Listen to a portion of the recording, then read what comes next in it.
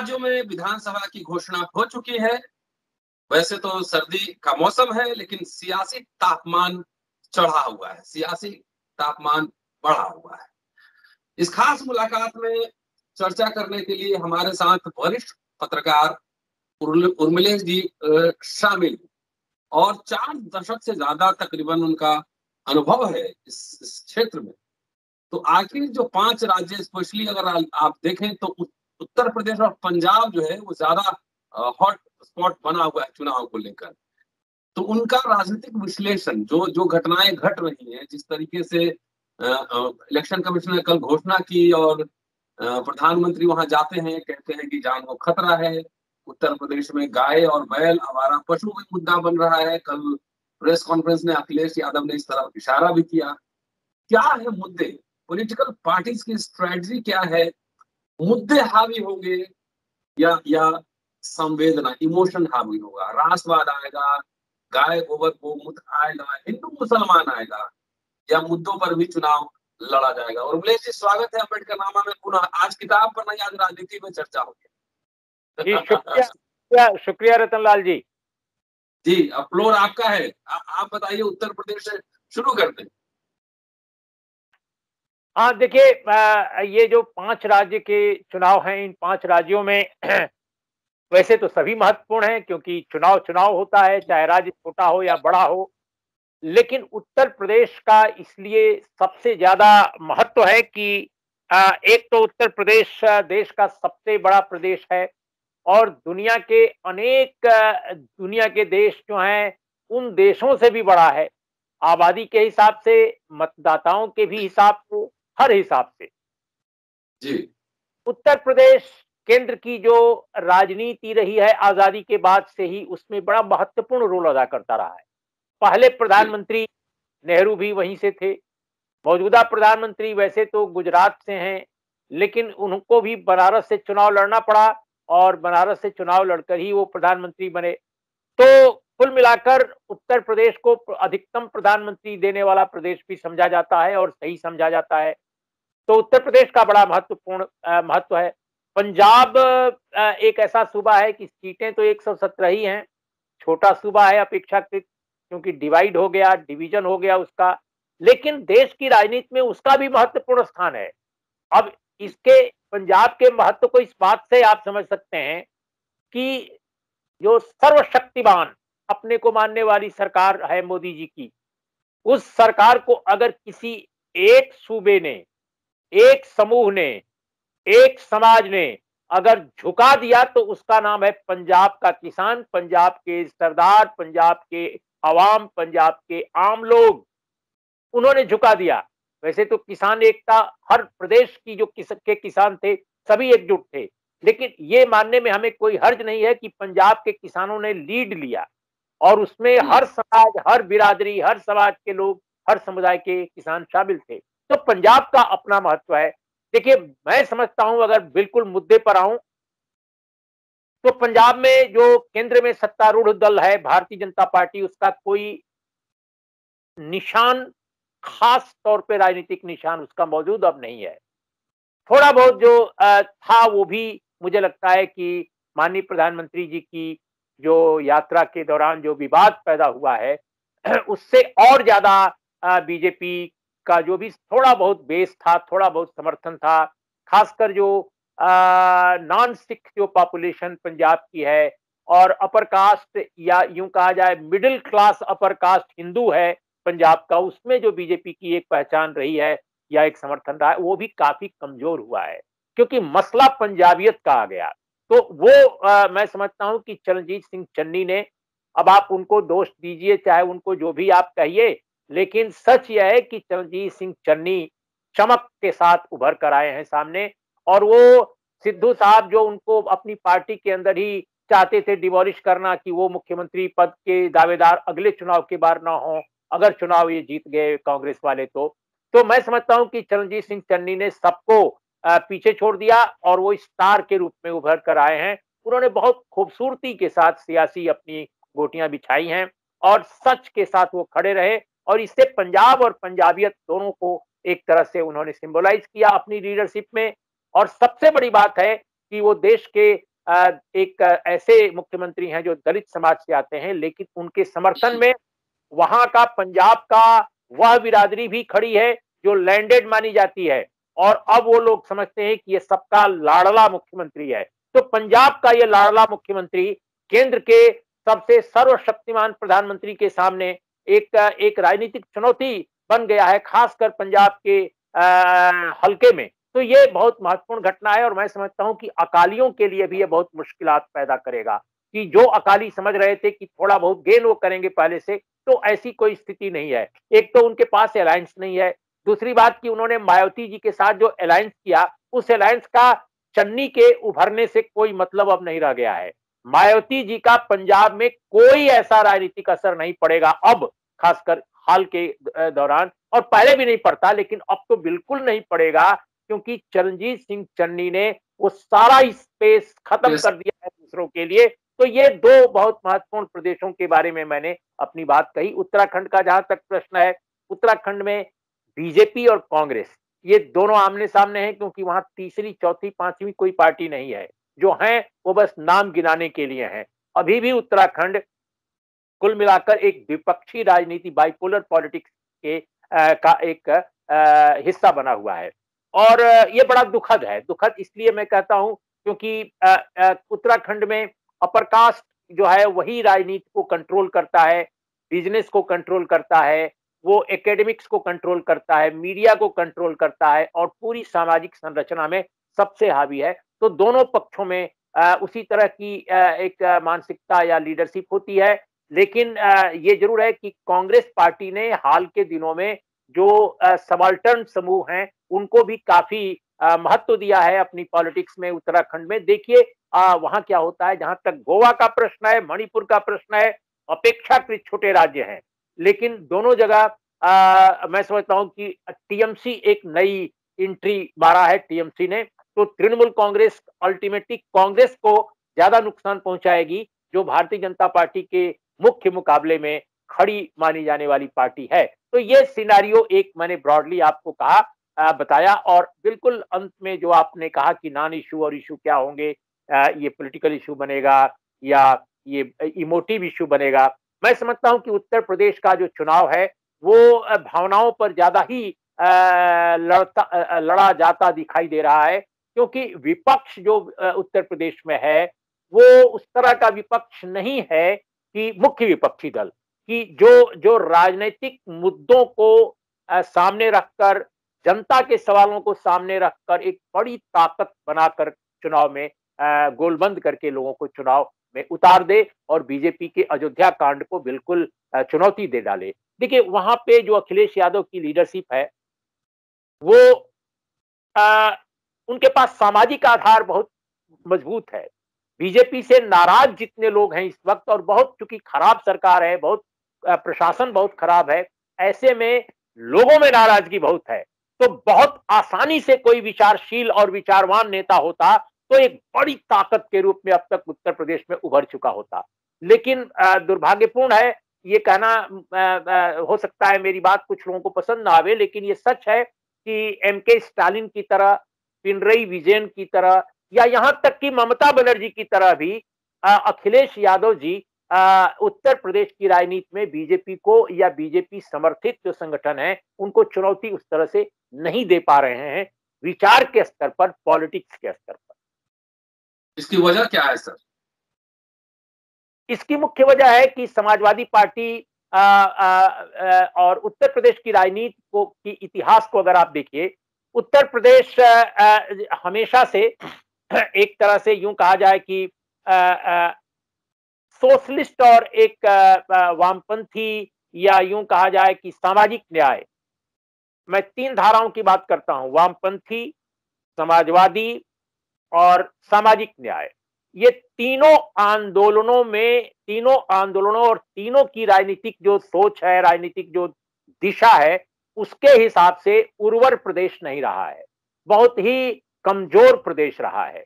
बिहार का उदाहरण ले लीजिए, बगल में है, वो भी हिंदी इलाका है, लेकिन वहां पर सोशलिस्ट मूवमेंट एक दरमियान बहुत मजबूत रहा है, और वामपंथी आंदोलन भी मजबूत रहा है। बाद के फेज में भी जो नए ढंग के वामपंथी इमर्ज किए, खासकर मध्य बिहार में। उनके कारण भी राजनीति जो बिहार की है उसमें एक तेज है, एक एक यूं कहा जाए स्पार्क है। उत्तर प्रदेश की राजनीति में जो जिसको आप मनुवाद कहते हैं, उसका और ब्राह्मणवाद का बहुत जबरदस्त डोमिनेंस रहा है। और इसमें सिर्फ समाज में नहीं, सिर्फ राजनीति में नहीं, बल्कि ब्यूरोक्रेसी में भी रहा है।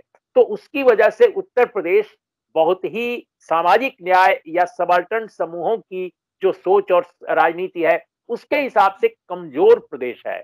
भारत की राजनीति के अगर वो जनपक्षी राजनीति भारत में उतनी नहीं डोमिनेंट हो पाई तो उसका कारण एक उत्तर प्रदेश है, क्योंकि उत्तर प्रदेश बहुत बड़ा प्रदेश है और भारत की राजनीति को जनपक्षधरता की तरफ मुड़ने में एक बाधा क्रिएट करता है उत्तर प्रदेश। तो ऐसे प्रदेश में जो मुलायम सिंह यादव के जमाने से ही ये जो राजनीति थी वो धीरे धीरे कमजोर होती गई। शुरू में लगा था कि रामस्वरूप वर्मा की जो राजनीति है वो आगे बढ़ेगी, ललई सिंह यादव की राजनीति आगे बढ़ेगी और उनकी जो सोच है वो शायद आगे बढ़े।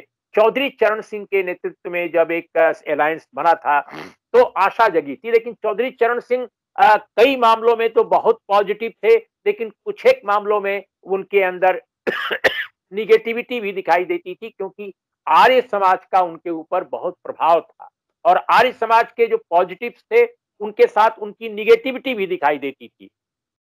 अल्टीमेटली वो उनके उनके उनके उनके राजनीतिक उनके जाने के बाद, उनके निधन के बाद राजनीति में कोई नया ऐसा स्टार या नई जो एक चेतना है वो नहीं आई। और मुलायम सिंह यादव जी शुरू में एक किसान पुत्र के रूप में, एक मजबूत जनाधार वाले नेता के रूप में धीरे धीरे विकसित होते गए, लेकिन कुछ ही वर्षों के अंदर वो कारपोरेट जो कप्तान हैं उनकी नजर में आ गए और अमर सिंह के जरिए कारपोरेट से उनका जो मेल जोल था वो इतना स्ट्रांग हो गया कि जनता पीछे छूट गई, किसान पीछे छूट गया, गरीब आदमी पीछे छूट गया और कारपोरेट की जो पॉलिटिक्स है वो मुलायम सिंह के तथा कथित समाजवादी राजनीति पर हावी हो गई। तो ये कारण था। और आप एक चीज और ध्यान दीजिए कि उत्तर प्रदेश और बिहार समस्त हिंदी क्षेत्र में जो एक संबित सरकारों के दौर में जो समाजवादियों ने, लोहियावादी ब्रांड समाजवादियों ने जो जनसंघ के साथ मिल करके अलायंस किया था एंटी कांग्रेस, उसका भी उत्तर प्रदेश में सर्वाधिक प्रभाव था। यही नहीं, आपको मैं बताऊं कि लोहिया जी के साथ जो आरएसएस और जनसंघ के नेताओं का जो मिलन हुआ, जो दोनों के बीच में विचार विमर्श हुआ, उस राजनीति का भी बहुत असर बहुत समय तक उत्तर प्रदेश पर पड़ा। तो एक वो राजनीति जो पेरियार और अन्नादुरई, करुणानिधि, वो राजनीति जो दक्षिण की हवा जो उत्तर में आनी थी वो नहीं आ पाई, और न तो यहां तक कि बिहार और बंगाल की हवा आ पाई। मान लीजिए बंगाल के बारे में कहा जा सकता है कि वामपंथियों की राजनीति की हवा क्या उत्तर प्रदेश में आती, तो मुझे लगता है कि इस कारण से नहीं आ पाई, क्योंकि यहाँ डोमिनेंस जो था मनुवादी और ब्राह्मणवादी जो राजनीतिक संरचना है, जो सामाजिक संरचना है, उसका जबरदस्त था और जो पिछड़े वर्ग के नेता थे उसको काउंटर करने में बिल्कुल असमर्थ और अक्षम थे। तो आज उत्तर प्रदेश की राजनीति में जो कमजोरी दिखाई दे रही है, मैं आपके सवाल पर आता हूं, थोड़ी बैकग्राउंड मैंने जानबूझकर ये बताई आपके दर्शकों के लिए। तो आज जो अखिलेश यादव जी में कमजोरी आपको दिखती है कि राजनीतिक रूप से वो स्पार्क नहीं है, वो इसी के कारण है, क्योंकि राजनीतिक बैकग्राउंड ही नहीं है तो फिर स्पार्क कहां से आएगा। उसके मुकाबले कोई लालू यादव जी का या उनका जो राजनीतिक परिवार है वो भी उनका जो परिवार है वो भी राजनीतिक तौर पे कोई बहुत समुन्नत चेतना का परिवार मैं नहीं मानता। जो जैसे कर्पूरी ठाकुर जी थे या इसके पहले के बहुत सारे राजनेता थे बिहार में सोशलिस्ट मूवमेंट के, लेकिन इसके बावजूद चूंकि वो जेपी मूवमेंट के प्रोडक्ट हैं, आंदोलनकारी रहे हैं और उन्होंने अनुभव से भी बहुत कुछ सीखा है, तो लालू यादव के जो पुत्र तेजस्वी यादव हैं, पिछले चुनाव में उन्होंने ज्यादा बड़े मुद्दों को उठाया और उन्होंने मुद्दा आधारित एक चुनाव कर दिया, खासकर अनएम्प्लॉयमेंट का मामला उठाकर। लेकिन तेजस्वी यादव की तरह अखिलेश यादव ये काम भी नहीं कर पा रहे हैं कि वो मुद्दा आधारित चुनाव को बना सकें।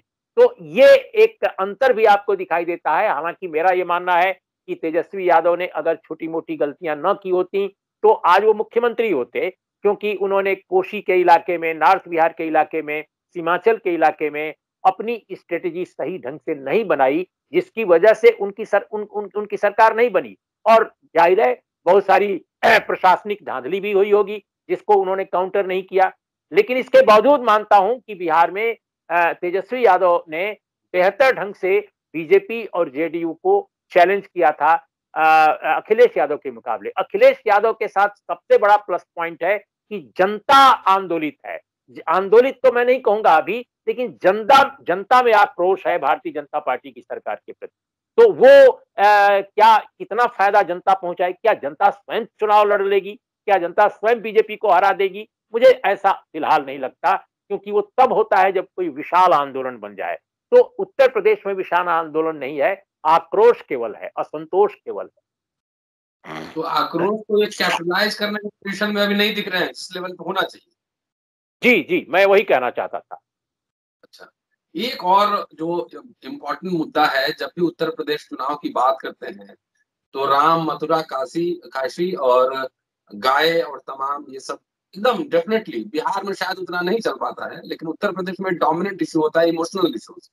तो क्या गाय एक राजनीतिक पशु है? वोट दिलाई थी पिछली बार, इस बार चलेगी कि दिलाएगी?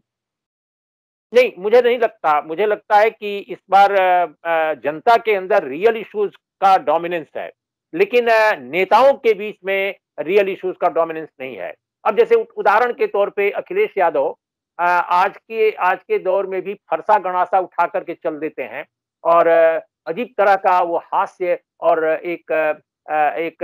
उसको क्या कहा जाए, हास्य और प्रहसन जैसा लगता है। आज के समाज में एक एक ऐसा पढ़ा लिखा युवा नेता जो इंजीनियरिंग पढ़ाई किया हो, जो साइंस का स्टूडेंट रहा हो, जो ऑस्ट्रेलिया में शिक्षा पाई हो, वो फरसा गणासा की राजनीति आखिर क्यों कर रहा है? किन प्रतीकों को लेकर वो चल रहे हैं? तो मुझे लगता है कि वो इस राजनीति को समझने में असमर्थ हैं। वो काउंटर नहीं कर पा रहे हैं, क्योंकि उनको लगता है कि ऐसा करेंगे तो हमारे साथ अपर कास्ट का जो सबसे बड़ा समाज है, सबसे महत्वपूर्ण समाज है, वो आ जाएगा। ये मुझे कहने में कोई संकोच नहीं है, और इसमें कोई अपशब्द मैं नहीं कह रहा हूं। ये मूर्खतापूर्ण विचार है, और ये इसलिए मूर्खतापूर्ण विचार है क्योंकि राजनीति की जो जमीन है वो दरअसल अनरियलिस्टिक है, और अनरियलिस्टिक है उसमें तो आप अगर विजुलाइज करना चाहेंगे कोई बड़ा इमेजिनेशन अगर आपके पास नहीं है तो आप विजुलाइज ही नहीं कर पाएंगे कि किन प्रतीकों को, किन बिंबों को, किन इश्यूज को लेकर के आपको आगे आना चाहिए। इस समय जो जरूरत रियल इश्यूज पर बात करने की उत्तर प्रदेश में जरूरत थी, न तो जिन्ना की जरूरत थी, न तो फरसा गणासा की जरूरत थी। जिन्ना की भी क्यों जरूरत थी तो बताइए। अरे भाई, आपके पास जिन्ना से बहुत बड़े बड़े प्रतीक हैं माइनॉरिटी कम्युनिटी के उत्तर प्रदेश में, एक से एक हैं। आप देख, हमारे यहाँ तो उत्तर प्रदेश में आप अभी आज ही फातिमा शेख की जयंती है, 191वीं जयंती। आप फातिमा शेख का नाम लें, हमारे गाजीपुर में उत्तर प्रदेश के अब्दुल हमीद जैसा वीर पैदा हुआ, इसने शहादत दी। हमारे यहाँ एजुकेशनिस्ट पैदा हुए माइनॉरिटी कम्युनिटी के, प्रोफेसर मुनीस रजा पैदा हुए, राही मासूम रजा जैसा बड़ा लेखक पैदा हुआ। लेकिन आप मतलब मुझे लगता है कि कहीं ना कहीं एक समझ के स्तर पर भी कमी है, या कोई स्लिप ऑफ टंग है। सर, फिर एक बार पंजाब से एक सवाल मेरे जहन में आया। इंदिरा गांधी की हत्या भारत के अंदर हुई, और जहां तक मुझे याद है कि उन्होंने उसके पहले कभी नहीं कहा कि भारत में मुझे जान को खतरा है। ये सर्वशक्तिमान जो है प्रधानमंत्री, करोड़ों की गाड़ी, एसपीजी, बुलेट प्रूफ जैकेट, अब तो कुछ वीडियोस आ भी रहे हैं कि कौन लोग वहां हंगामा कर रहे थे। ये घटना है, इसको ये संकेत माना जाए क्या, उनका स्टेटमेंट की उनकी लोकप्रियता जो बनाई गई थी एक तरह से, उसमें एक गिरावट है? और यह बात चूंकि दलित मुख्यमंत्री हैं पंजाब में, उससे भी जोड़ के देखा जा सकता है इसको?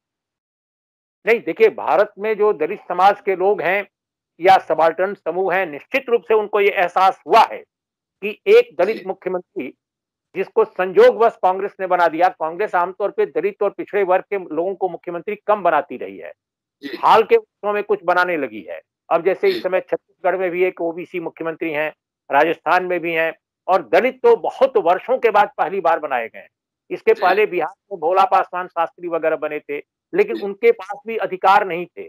उनके पास अधिकार इसलिए नहीं थे कि जो कांग्रेस के अपर कास्ट लीडर हैं वही लोग उस समय राज करते थे, और मुख्यमंत्री केवल एक यूं कहा जाए कि प्रतीक के तौर पे बैठा दिए गए थे। उनके भोला पासवान शास्त्री की बड़ी इज्जत और सम्मान के बावजूद मैं ये बात कह रहा हूं। लेकिन चन्नी साहब ने, चरणजीत सिंह चन्नी ने ये दिखा दिया कि वो रियल मुख्यमंत्री हैं और उनको डिक्टेट करने वाला कम से कम पंजाब में कोई नहीं है। तो ये एक बड़ी बात है, और अगर ये बड़ी बात है तो जाहिर है कि इससे न केवल पंजाब के दलित समाज में बल्कि बाहर के दलित समाज में, सबाल्टर्न समूहों में एक नाराजगी हुई है बीजेपी के प्रति, और मैं समझता हूं कि इसका इंपैक्ट यूपी, उत्तराखंड हर जगह पड़ेगा।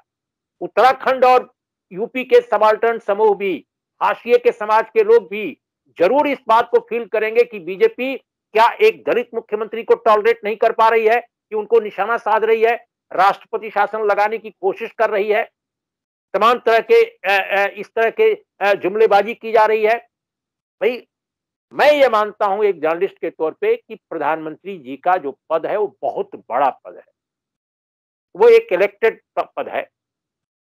हमारे प्रधानमंत्री की जो सुरक्षा है पंजाब के उस सड़क पर, उस हाईवे पर, अब किन कारणों से उधर से जाना हुआ मैं नहीं जानता, वो तो खोज पड़ताल का विषय है, इस जांच कमेटी द्वारा पता चलेगा। लेकिन सुरक्षा में चूक हुई। मैं गृह मंत्रालय वर्षों मैंने कवर किया है एक जर्नलिस्ट के तौर पे, तो मेरा यह मानना है कि सुरक्षा में चूक हुई, इसमें कोई दो राय नहीं है। उस के लिए जिम्मेदार कौन है ये खोज का विषय है। लेकिन जो कहा गया कि इससे प्रधानमंत्री की जान को खतरा पैदा हो गया, ये बात बिल्कुल निराधार है। प्रधानमंत्री की जान को उससे कोई खतरा नहीं पैदा हुआ। वो चूक जरूर थी, लेकिन दूर दूर तक कोई खतरा नहीं था। तो इसको अंतर्राष्ट्रीय साजिश बनाना, खालिस्तानी बताना, न जाने क्या क्या बताना, ये मुझे लगता है कि लोगों के दिमाग में ये बात घुसने वाली नहीं है, लोगों को ये बात पच नहीं रही है। तो ये मेरा था कि अब उनकी लोकप्रियता के बारे में मैंने, चूंकि कई प्रदेशों में मेरा भ्रमण अभी तक नहीं हुआ है हाल के दिनों में, लेकिन जाहिर है जितनी पहले उनकी लोकप्रियता थी उसमें गिरावट तो बिल्कुल साफ साफ है। कोरोना के दौर के कारण है, महंगाई के कारण है, अनएम्प्लॉयमेंट के कारण है, बहुत सारे कारण उसके हैं। सर, एक आखिरी सवाल, चाहे इकोनॉमी का मसला हो, एग्रीकल्चर का मसला हो, प्राइवेटाइजेशन का मसला हो, इकोनॉमी का, ये एजुकेशन का मसला हो, नौकरियों का मसला हो, या आप कह लीजिए कि देश के मल्टीकल्चरलिज्म का मसला हो और सेक्युलरिज्म का मसला हो, क्या राष्ट्रीय राजनीति में, खास तौर से उत्तर भारत में जो हिंदी प्रदेश है, वहां पे कोई वैकल्पिक एजेंडा के साथ कोई पार्टी आती दिख रही? नहीं, हिंदी प्रदेशों में ऐसी कोई पार्टी नहीं है। आप समाजवादी पार्टी को ले लीजिए, आप बीएसपी को ले लीजिए, आप आरजेडी को ले लीजिए, आप किसी भी पॉलिटिकल पार्टी को ले लीजिए, इकोनॉमिक मॉडल को लेकर, सोशल मॉडल को लेकर, एजुकेशन को लेकर कोई दर्शन ही नहीं है इनके पास, कोई वैचारिकी ही नहीं है। और वही तमिलनाडु में आप जाइए, आप एमपी स्टालिन को देख लीजिए, आप केरल में विजयन को देख लीजिए, उनके पास एक वैचारिकी है। आप उससे सहमत हो असहमत हो अलग सवाल है, लेकिन उनके पास एक वैचारिकी है। और आज स्टालिन के कारण ही देखिए नीट में जो ओबीसी का मसला आया सामने, उसमें कितनी बड़ी हुई है, जिसका फायदा जो है पूरे देश के ओबीसी को मिलने जा रहा है। लेकिन ये कदम किसी यूपी बिहार वाले ने नहीं उठाया। नहीं। तो मुझे नहीं लगता कि उत्तर प्रदेश या बिहार या मध्य प्रदेश या राजस्थान कहीं भी इस तरह की कोई राजनीति दिखाई देती है जैसी केरला में और तमिलनाडु में दिखाई देती है। इसका कारण ये समझा जाए कि यहाँ सामाजिक और सांस्कृतिक जो आंदोलन है, जो चेतना, जो काम होना चाहिए था, यहाँ सिर्फ गोटी सेटिंग में राजनीति, एमएलए एमपी के टिकट, मंत्री कौन बनेगा, इसी गोटी सेटिंग में रह गया। यहाँ कोई सामाजिक और सांस्कृतिक आंदोलन नहीं हुआ। बिल्कुल नहीं हुआ, समाज सुधार नहीं हुआ, समाज सुधार के आंदोलन नहीं हुए, बड़ी लड़ाइयां नहीं लड़ी गई।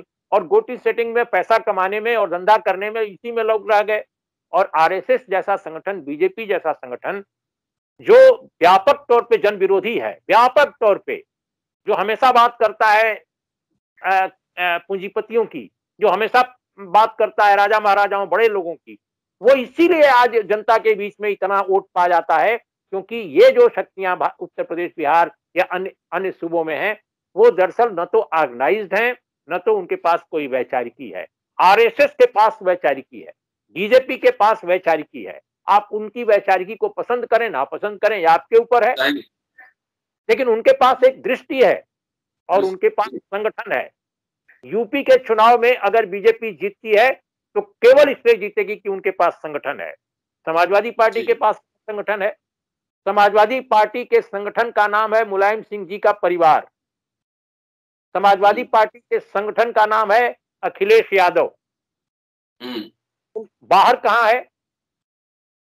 बूथ पर खड़ा होने के लिए कौन वहां जाएगा? आप बताइए हमको। कोरोना के इस दौर में बहुत मुश्किलात हैं उत्तर प्रदेश में। तो कुल मिलाकर हालात ऐसे हैं कि बीजेपी बाय डिफॉल्ट चुनाव अगर जीत जाए तो कोई आश्चर्य नहीं है। उसमें मैं अरविंद से बात कर रहा था, लंदन में पीएचडी कर रहे हैं, आप जानते हैं उनको। उन्होंने कहा कि संगठन के मामले में बीजेपी सब पार्टी से मिलो आगे। बिल्कुल, मैं सहमत हूं इस राय से, मैं इस राय से सहमत। बिल्कुल, मुद्दे ऐसे हैं कि जो विपक्ष उसको धारदार बना के चुनाव जीत सकता है, लेकिन संगठन पे नाम पे अम्बेडकर वाहिनी, चाहे तमाम छात्र संगठन, युवा संगठन, कोई एक्टिव नहीं किसी पार्टी का, किसी पार्टी का। यहां तक कि मायावती जी की पार्टी का भी नहीं। संगठन जो था बीएसपी में केवल कांशीराम जी के समय था। जी जी जी। और चलिए सर, आपने इतना वक्त दिया और आप उत्तर प्रदेश के ही रहने वाले हैं, बहुत नब्ज जानते हैं, तो चुनाव के दरमियान आपसे जो है कम से कम हफ्ता में एक दिन इसमें समय लेंगे। तो आज के लिए शुक्रिया। और दोस्तों, उर्मिलेश जी हैं एकदम तमाम बेबाकी से अपनी बात, अपनी समझ साझा करते हैं हम सबसे। पूरा वीडियो सुनिए और पूरा शेयर कीजिए, ज्यादा से ज्यादा लोगों तक पहुंचाइए। उत्तर प्रदेश में ज्यादा फैलाइए। चुनाव अभी वही है, वहां गर्मी तेज है। पंजाब, उत्तर प्रदेश, 5 राज्यों में फैलाइए। और बार बार बात वैकल्पिक एजेंडा की भी उभर कर आ रही है, जितने मित्रों से हम बात कर रहे हैं लगातार। शुक्रिया। Keep watching and sharing Ambedkarnama. अगले एपिसोड में आपसे फिर मिलता हूँ।